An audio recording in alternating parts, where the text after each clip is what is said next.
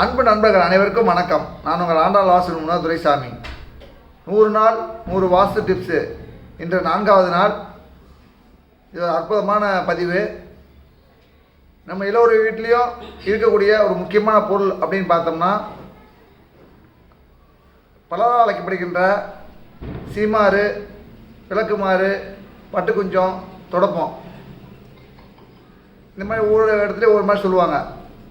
இது பல பேருக்கு குழப்பம். வீட்டில் எந்த இடத்துல இருக்கணும், அங்கே அது வந்து அதாவது படுத்த வாக்கில் இருக்கணுமா, இல்லை நிமிர்ந்து வைக்கணுமா, இல்லை திருப்பி வைக்கணுமான்னு ஏகப்பட்ட குழப்பத்தில் இருப்பாங்க.